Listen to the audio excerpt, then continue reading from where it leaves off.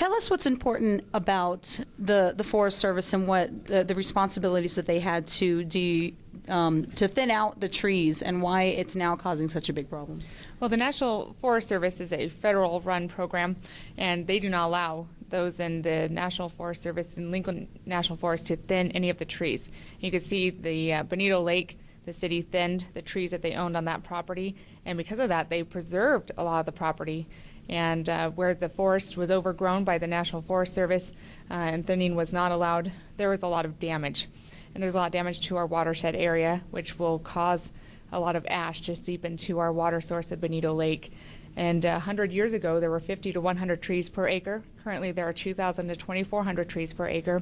The National Forest Service in Lincoln National Forest is #1 in the nation as a fire hazard, and this has been a problem for a very long time. Congressman Steve Pierce has been trying to negotiate our rights to thin the forest, and he's been denied. Wow. And so what would your suggestion be? What can be done about this? I mean, the fire's out of control right now, and what would you suggest?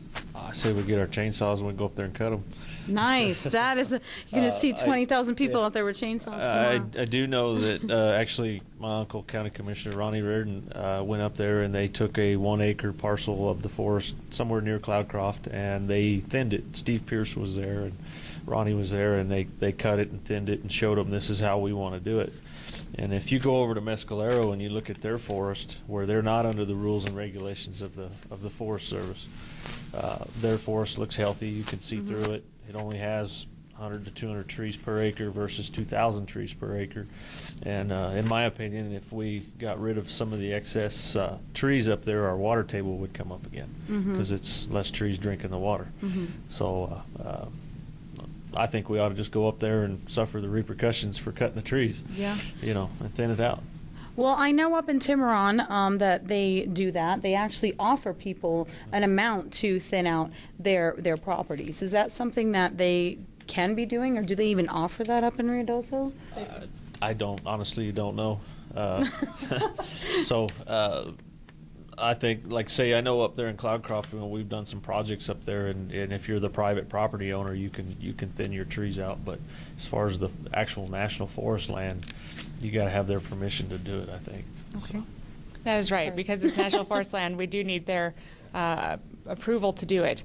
And I'm very frustrated that of this Little Bear fire that is still burning. There's only 30% containment, which is good. I'm grateful for the effort of over 900, almost 1,000 workers on that fire. I'm so thankful for them. But there have been 224 residential structures and 10 other structures, outdoor buildings that have been destroyed, and this all could have been prevented.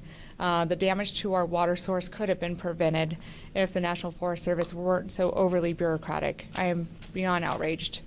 Do you think this is a lesson learned the hard way for them? Do you think this will open up their eyes and help them to realize that they need to do this now? I hope so. I hope that this is a lesson learned. I really do.